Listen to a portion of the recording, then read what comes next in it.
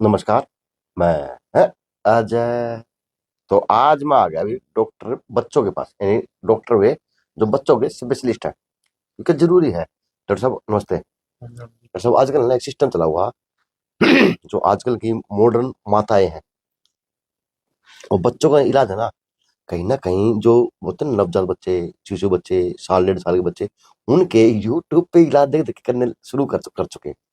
और डॉक्टर साहब जिस प्रकार से मौसम बिगड़ा हुआ है, अचानक से सर्दी बढ़ रही, अचानक से और धुंध बढ़ी, अचानक से दोपहर को घाम निकल जाता है। आज दिन ना कम से कम 100 बच्चों में से 98 बच्चों की हालत है कि नाक रुकी हुई है, पता नहीं चल पाता किस टाइम उस बच्चे को भाप देनी होती है, किस टाइम उस बच्चे को क्या देना पड़ता है, किस टाइम कितनी विक्स डालनी पड़ती है। तो ये है कि घर के अब तो डॉक्टर बन चुके हैं हर माता पिता। तो सब क्या कहेंगे, आप जो बच्चों के स्पेशलिस्ट हैं? मेरे किसी बंदे का कमेंट आया था कि आप किसी बच्चे के डॉक्टर के पास जाओ यार, इससे कम से कम इस समाज को एक वो दिलाना, ज्ञान देने का काम करो कि डॉक्टर का काम डॉक्टर कर सकता है और सोशल मीडिया का काम तो सोशल मीडिया कर सकती है। दर्शक नमस्ते। राम राम जी। जी डॉक्टर साहब। तो आपके सभी जो आपके दर्शक हैं उनको मेरा नमस्कार। और यहाँ पे आपने एक बहुत इम्पोर्टेंट टॉपिक छेड़ा है। इनफैक्ट अभी जो मौसम चल रहा है इस वक्त सर्दी खांसी के मरीज बहुत ज़्यादा बढ़ गए हैं, छोटे बड़े सभी को हो रही है। परंतु जो 5 साल से छोटे बच्चे हैं उनमें खास तौर पे सांस से जुड़ी समस्याएं ज़्यादा पाई जाती हैं। इसमें दो तरह की मेन समस्याएं रहती हैं। एक जो नाक कान गले तक की समस्याएं हैं, जैसे जुकाम खांसी कान बहना या कान में दर्द। और दूसरा रहता है जैसे सांस की जुड़ी हुई समस्याएं, जैसे छाती जाम हो जाना, निमोनिया बन जाना। खर खर के आवाज आना। जी बिल्कुल, और बहुत सारे बच्चे आ रहे हैं इस तरह के छोटी उम्र के, जिनकी छाती जाम हो जाती है या सांस लेने में उनको दिक्कत हो रही है। और कभी कभी ज़्यादा गंभीर रूप ले ले तो निमोनिया भी बन जाता है। अब ऐसी सिचुएशन में माता पिता क्या करें, ये बड़ा ज़रूरी है।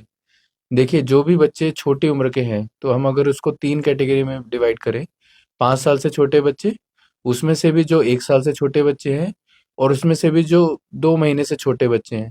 तो जो 2 महीने से छोटे बच्चे हैं उनमें छाती जाम होना, निमोनिया जिसको बोल देते हैं आम भाषा में, उसका रिस्क बहुत ज़्यादा होता है। 1 साल से छोटे बच्चों में रिस्क ज़्यादा है।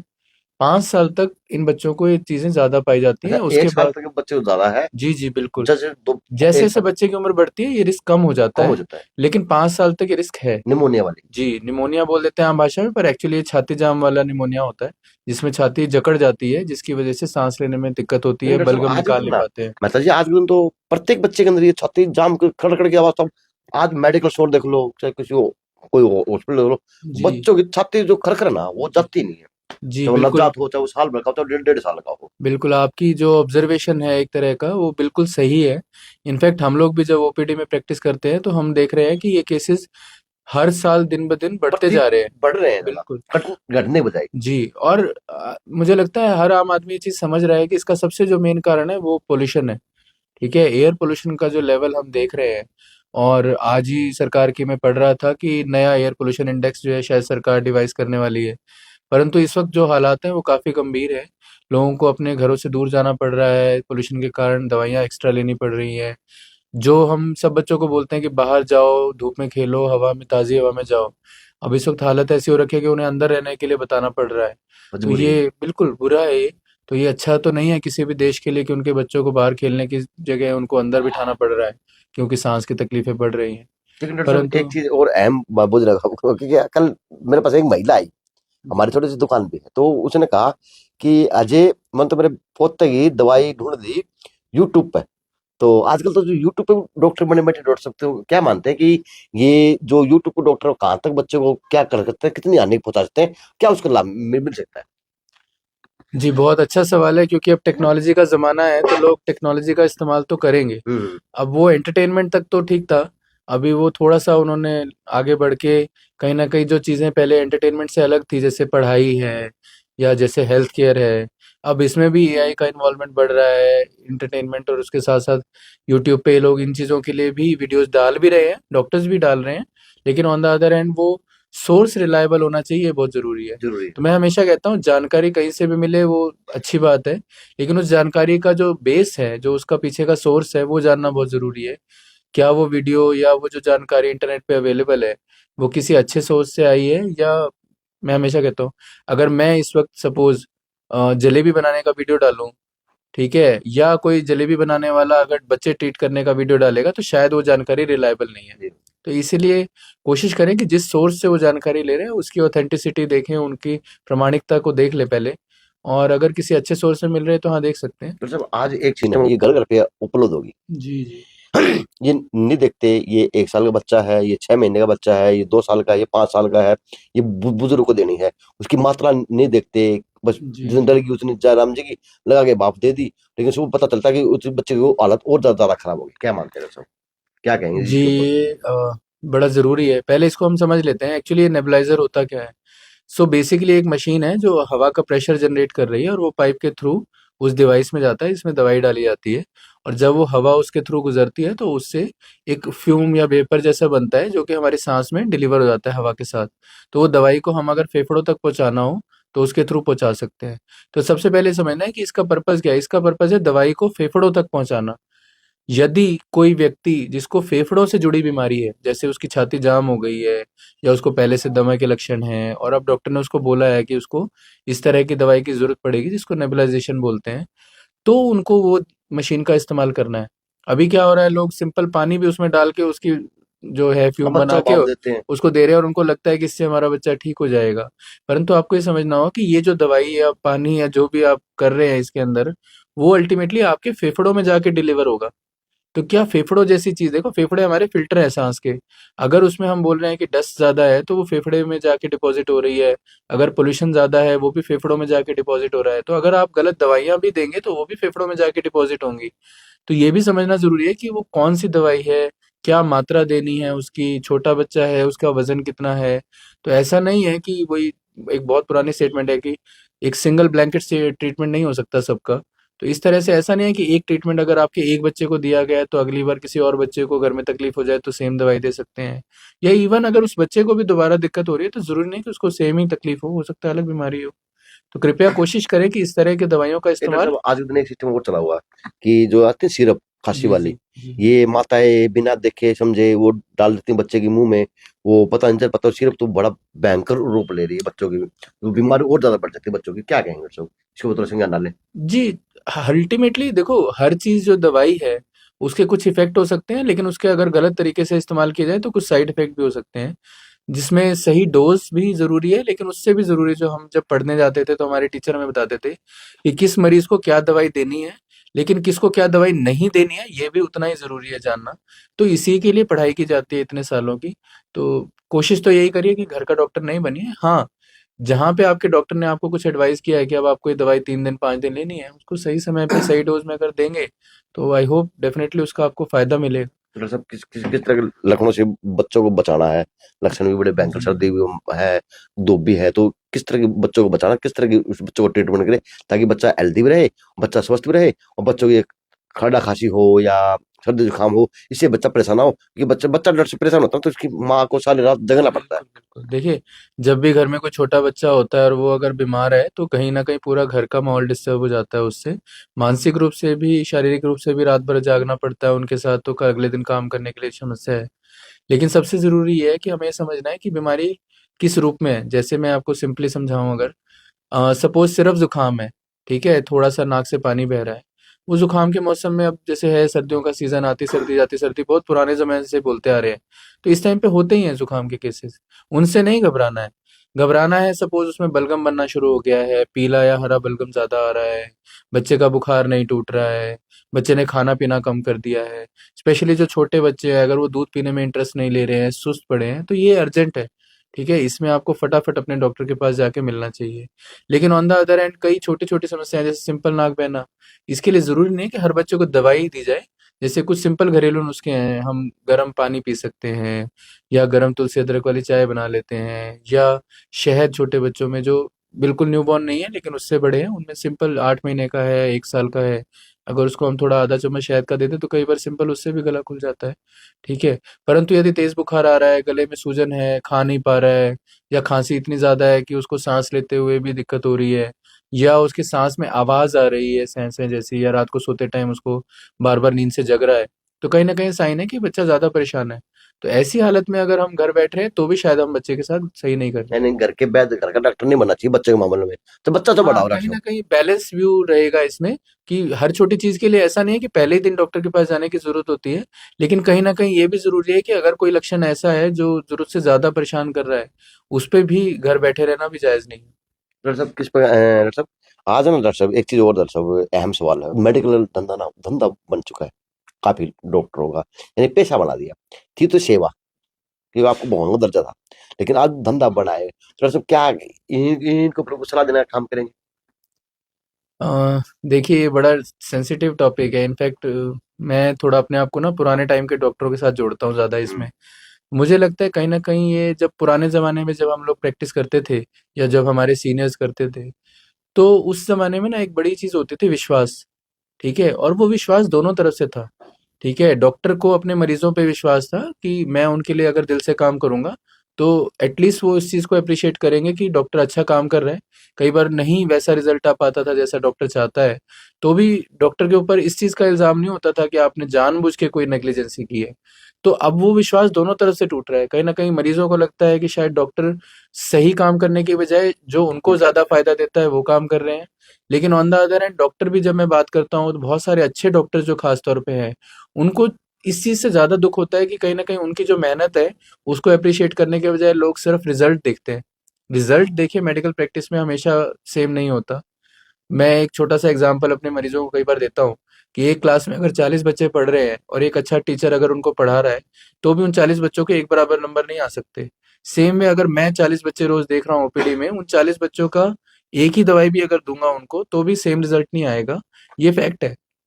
तो कहीं न कहीं हमें एप्रिशिएट उनकी मेहनत को, उनकी लगन को करना चाहिए ताकि उन डॉक्टरों का जो अच्छे दिल से काम कर रहे हैं और लोगों के लिए करना चाहते हैं, समाज के लिए वापस आके कुछ अपने शहर के लिए, उन लोगों को थोड़ा एप्रिशिएट कर देंगे तो बस उनका तो इसी में हौसला बढ़ जाता है। जी डॉक्टर साहब एक माताओं के लिए भी क्या संदेश देना चाहेंगे कि माता आजकल नवजात बच्चे भी हैं काफी हैं, वो काम करते करते बच्चों को दूध पिला देती हैं, थोड़ी इस तरह की बातें बताइए मतलब, ताकि उनको पता चले कि आप भी ये काम ना किया अगर बच्चे बीमार नहीं होगा आपका।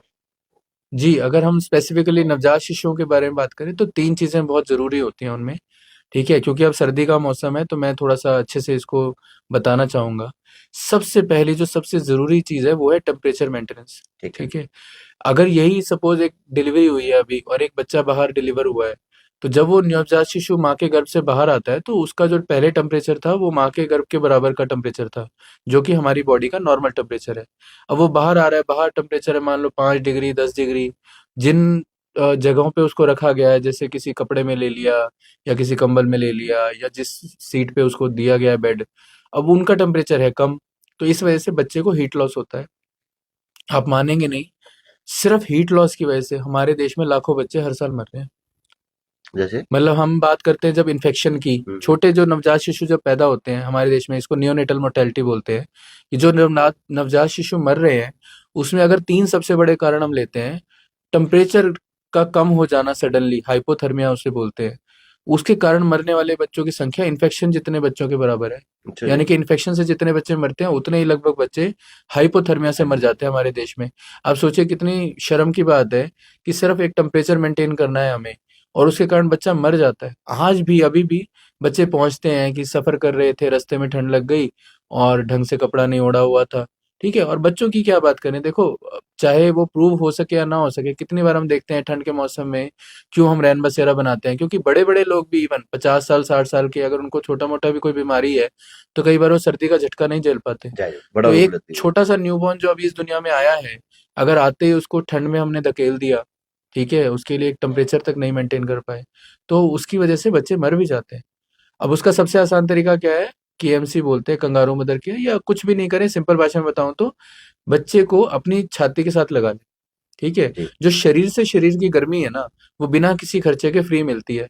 अगर ऐसा भी हम कर सकेंगे, तो बच्चे को कम से कम हाइपोथर्मिया से हमारे बच्चे बच सकते हैं, ठीक है? जो कि बहुत ज़रूरी है। कई बार हम जाते हैं जब डिलीवरी अटेंड करने, तो वहाँ पे देखते हैं कि मतलब बच्चा अलग कपड़े में है और माँ अलग उसमें है। रूम में। कई हाँ, रूम में भी कई बार होता है पर 2 अलग-अलग बेड पे है या दूर-दूर है, या कई बार क्या होता है कि हम बोलते हैं कि नहीं उसका ऑपरेशन हुआ है या रेस्ट करो आप और हम सँभाल लेंगे, और इस चक्कर में माँ और बच्चे को थोड़ा दूर कर देते हैं, जाने-अनजाने। तो हमारा कई बार इंटेंशन तो नहीं होती पर हो जाता है दूर। तो इस वजह से प्रॉब्लम क्या होती है कि बच्चे को जो माँ के शरीर के साथ जुड़ाव मिलना था, वो कहीं न कहीं रह जाता रह है, नहीं जिसके पाता। कारण दूध कम बनता है, उनका टेम्परेचर जल्दी डाउन चला जाता है, इन्फेक्शन के रिस्क बढ़ जाते हैं। और ऐसा स्टडीज़ में भी पाया गया है कि यदि सिर्फ़ बच्चे को माँ के साथ ही जोड़ दिया जाए खाली, तो भी उसकी आधी बीमारियाँ कट जाएँगी, ठीक जी। है? दूध का बहाव बढ़ जाएगा, जो 3-3 4-4 दिन तक कई बार दूध नहीं आ रहा है बोलते हैं और फिर ऊपर का डब्बे का दूध पिलाना पड़ता है या गाय-भैंस का पिला रहे हैं, उसकी जगह माँ को जल्दी दूध आना शुरू हो जाएगा। तो ये जो सबसे बड़ी, ऐसा कहती है किताबें कि अगर आधे घंटे के अंदर ही माँ के साथ जोड़ दिया जाए डिलीवरी के बाद, तो उसमें भी दूध का जो रेट है आने का, वो लगभग डबल हो जाता है सीधा। तो फेलियर रेट जो बोलते हैं हम कि माँ को दूध आया ही नहीं, कई बार हम्म। सुनते हैं, उसमें फेलियर रेट में सबसे बड़ा कारण जो है वो माँ और बच्चे का दूर दूर होना है। दूध हो जाता है। दूध रुक जाता है, उसके दूध कारण बनता हो नहीं है। जाता है। डॉक्टर साहब, तो आपके हॉस्पिटल डॉक्टर साहब किस तरह की फैसिलिटी हैं और क्या क्या आप सुविधा दे रहे हैं बच्चों को, नवजात हो बच्चे हों, और कितने साल तक के बच्चों का आप इलाज कर रहे जीरो से लेके 18 साल तक की उम्र तक का इलाज हो सकता है। ऐसे में हमारे पास एनआईसीयू यानी कि जो न्यूबॉर्न है नवजात शिशु, उनका भी आईसीयू है। हमारे पास पीआईसीयू भी है जो बड़े बच्चों के आईसीयू के लिए है।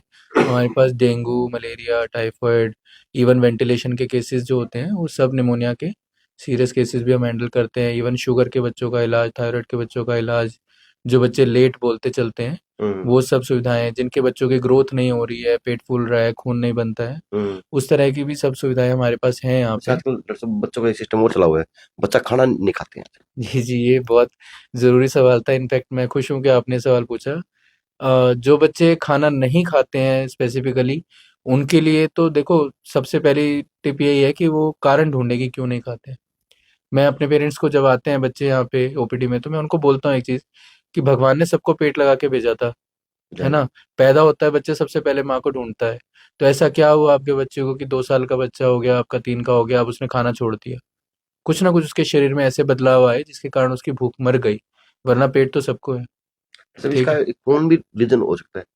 जी, फोन भी मेंटल वो लेवल पे एक रीजन ना है। लगना। बच्चे ऐसे आते हैं सर कि कई बार सुनते हैं कि वो मतलब पूरी पूरी रात लगे रहते हैं वीडियो हाँ। गेम खेलने में।